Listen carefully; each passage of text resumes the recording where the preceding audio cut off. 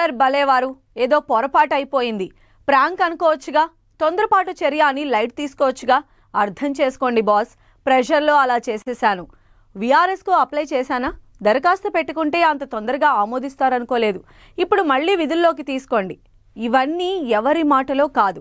ఏపీలో ఓ senior IAS అధికారి AP సర్కార్కు మొరపెట్టుకుంటున్న తీరు ఇది. గతంలో జరిగింది మర్చిపోండని ఆయన అంటుంటే నో ఎక్స్క్యూజ్ అని ఏపీ సర్కార్ అంటోంది.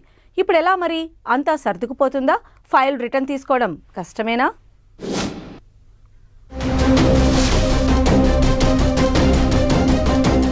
ప్రభుత్వం మారింది, ఆ అధికారి హోదా మారిపోయింది. మామూలుగా అయితే ప్రభుత్వాలు మారుతాయి, ఆఫీసర్లు పర్మనెంట్ గా ఉంటారు. కానీ వైసీపీ సర్కార్ దిగిపోయింది. ఆ వెంటనే తాను అధికారిగా కొనసాగొద్దనుకున్నారా ఆఫీసర్? ఇంకేముంది, వెంటనే విఆర్ఎస్ కు దరఖాస్తు పెట్టుకున్నారు ఐఏఎస్ అధికారి. ఏపీ సర్కార్ కూడా ఓకే చెప్పింది. సెప్టెంబర్ 30 తరువాత ఆయనకు ఉద్వాసన కూడా తప్పదు. కానీ సార్ ఇప్పుడు గేరు మార్చారు. స్వచ్ఛంద పదవీ విరమణ కోసం అప్లై చేసుకున్న ఏపీ సీనియర్ ఐఏఎస్ అధికారి ప్రవీణ్ ప్రకాష్ మనసు మార్చుకున్నారు. తాను మళ్లీ సర్వీసులోకి వస్తానంటున్నారు. తనను తిరిగి సర్వీసులోకి తీసుకోవాలని ప్రభుత్వాన్ని రిక్వెస్ట్ చేశారు. విఆర్ఎస్ విషయంలో తొందరపడ్డానని, తనను తిరిగి ఉద్యోగంలోకి తీసుకోవాలని కోరుతున్నారు. ఏపీ ప్రభుత్వంలోని ముఖ్యుల్ని కలిసి విజ్ఞప్తి చేసేందుకు ప్రయత్నిస్తున్నా కుదరడం లేదు. కూటమి సర్కార్ ఆయన విషయంలో పాజిటివ్గా లేనట్లు తెలుస్తోంది. ప్రవీణ్ ప్రకాష్ వైసీపీ ప్రభుత్వంలో కీలకమైన పోస్టుల్లో పనిచేశారు. అలాగే ఆయన చుట్టూ కొన్ని వివాదాలు వచ్చాయి.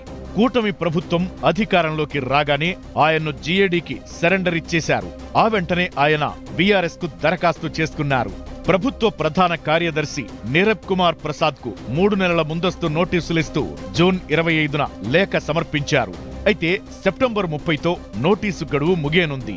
ఇంతలో ట్విస్ట్ ఇస్తూ వారం రోజుల వ్యవధిలోనే ఆయన విఆర్ఎస్ ను ఆమోదిస్తున్నట్లు ప్రభుత్వం జీవో జారీ చేసింది. అంతేకాదు, ప్రభుత్వం ఆ జీవో సెప్టెంబర్ 30 తరువాత అమల్లోకి వస్తుందని తెలిపింది. అప్పటి వరకు ప్రవీణ్ ప్రకాష్ ఏపీలోనే. ప్రభుత్వం ఆయనకు ఎలాంటి పోస్టింగ్ ఇవ్వదు. ప్రవీణ్ ప్రకాష్ కు అత్యంత వివాదాస్పద అధికారిగా పేరుంది. సీఎం కార్యాలయ ముఖ్య కార్యదర్శిగా, జీఏడీ పొలిటికల్ విభాగం ముఖ్య కార్యదర్శిగా ఏకకాలంలో 2 పోస్టులు నిర్వహించారు. ఆ తరువాత విద్యాశాఖ ముఖ్య కార్యదర్శిగా పనిచేశారు. ఆ సమయంలో ప్రవీణ్ ప్రకాష్ తీసుకున్న కొన్ని నిర్ణయాలు వివాదాస్పదమయ్యాయి. విశాఖలో విలాసవంతమైన భవనాలకు ఋషికొండను ఎంపిక చేయడంలోనూ ప్రవీణ్ ప్రకాష్ పాత్ర ఉందనే విమర్శలు వచ్చాయి. అంతేకాదు, ఆయన విద్యాశాఖ ముఖ్య కార్యదర్శిగా ఉన్న సమయంలో టీచర్ల అక్రమ బదిలీలు, చిక్కీలు, కోడిగుడ్ల సరఫరా, టెండర్ల పొడిగింపు వంటి అంశాల్లో ఆయన నిర్ణయాలపై ఆరోపణలు వచ్చాయి. అంతేకాదు, విఆర్ఎస్ కు అప్లై చేసుకున్న తరువాత ఇన్స్టాలో రీల్స్ చేస్తూ హడావిడి చేశారు ప్రవీణ్ ప్రకాష్.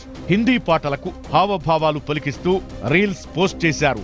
ఇప్పుడు తన నిర్ణయంపై యూటర్న్ కాదు, ఏకంగా రివర్స్ గేర్ వేసేశారు. తిరిగి విధుల్లోకి తీసుకోండంటూ ఏపీ సర్కార్ను రిక్వెస్ట్ చేస్తున్నారు. ప్రభుత్వ పెద్దలు మాత్రం ఆయనకు అపాయింట్మెంట్ ఇవ్వడం లేదని టాక్.